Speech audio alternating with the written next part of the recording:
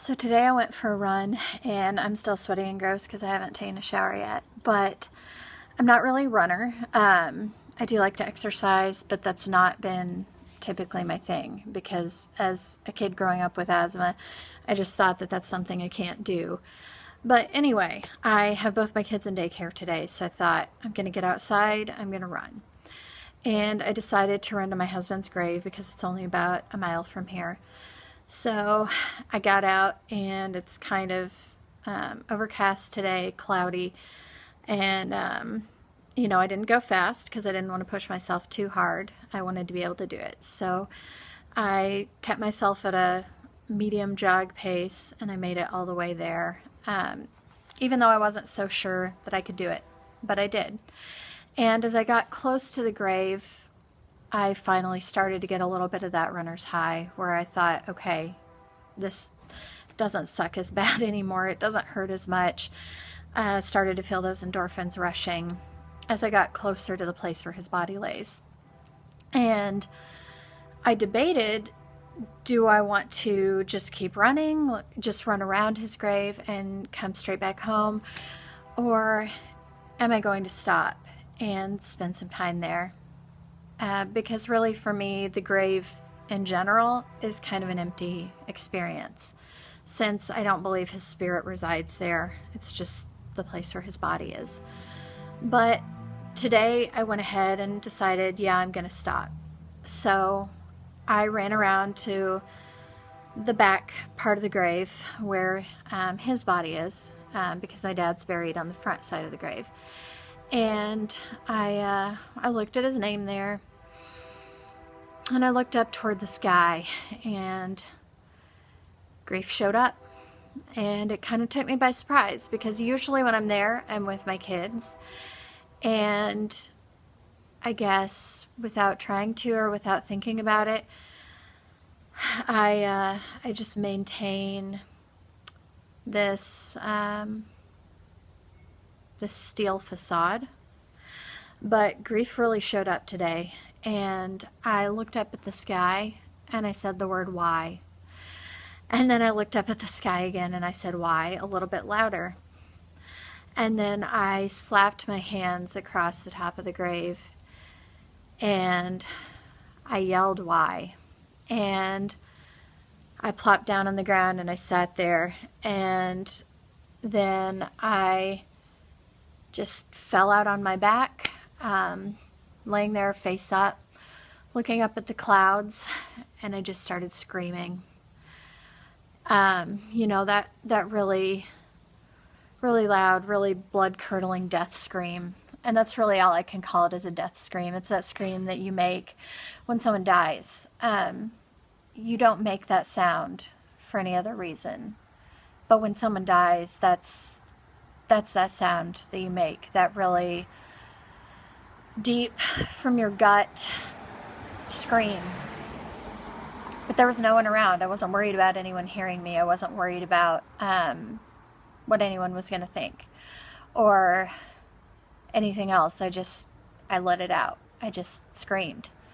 And I screamed and I screamed, and the tears rolled down my face, and there was dirt and leaves on my back, and I didn't care. I screamed. Why? And I started some sentences and I couldn't finish them. I don't even know what I said. I just, started some sentences. And I know I said, why is his body here? And I'm here. I'm up here. Why is his body down here and why am I up here? And I really had it out. I let myself lose it. And that's not something I do very often. I just let myself have it out. And I looked up at the sky, and there's wind up there, up high. And so the clouds looked like they were kind of swirling up and away. And I just felt like God was saying very gently, "You are so small." And again, it didn't feel condescending. It didn't feel rude. It didn't feel unkind. I just felt like God was saying, "You are small." And I said, okay. And I repeated the words okay, like, I don't know, 10 or 12 times out loud. Just said okay, okay, okay, okay. And I don't know, I felt this strange peace that I can't explain, just this peace. And kept saying okay, like this broken record. And then I sat up and I thought, all right, I'm gonna get up and I'm gonna keep running. And then as I sat up and I saw my husband's name again on that grave, I just felt this overwhelming desire to kiss him. And just this need. And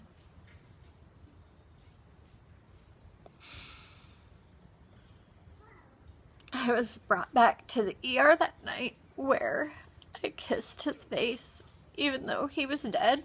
And then when I had his casket opened at the graveside, I flashed back to that, and I wanted to kiss his face again. I needed my lips pressed on his lips, even, you know, I felt like I needed that. But I can't. And I just started beating the ground with my hands, and I was saying, God, I need to kiss him. I need that right now. I need to kiss him. And I need that. And why can't I kiss him right now? And, please. And so I just started crying out and saying, Jesus, please kiss him for me, because I can't kiss him. So Jesus, would you please kiss his face? And so I just repeated that over and over and over again. And I just said, Jesus, kiss him. Jesus, kiss him for me. And I just cried out those words again and again and again. And I said, Jesus, please kiss him for me. And I just bawled and bawled, and I said those words until I didn't feel a need to say those words anymore, until somehow I was okay again. And I stood up and I brushed off the dirt and I brushed off the leaves, and I said okay. And I repeated okay a lot again. And I walked back to the gravel road in the cemetery. And I got myself ready to run again. And I started going.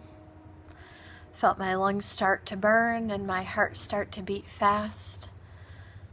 And my thighs and my glutes start to ache. And the sweat start to pour, and just feel that abuse to my system, which it's not. I mean, it's healthy, but it feels like abuse in the moment. And I just started, pounding the pavement and started doing it and really getting back into it and working. And, running back to my house and away from his body. And such a strange experience, but I'm thankful to have these times that grief shows up. And I'm thankful that I was able to do that work this morning or this afternoon, whatever time it is, because we have to let ourselves do that. And it's hard and it's ugly, but we need that. And you can't force grief. You can't make it happen on your timeline. But when it shows up, the best thing to do is just let it have its way and let it be and do it. Do that work, and then let it go. And, you know, I feel like the rest of my day is going to be peace and joy and beauty. And I've done my work today. You know, I did the exercise for my body, that my body needs to be healthy. And I did the grief work that my mind needs so my mind can be healthy. And I just wanted to share that with you. So thank you.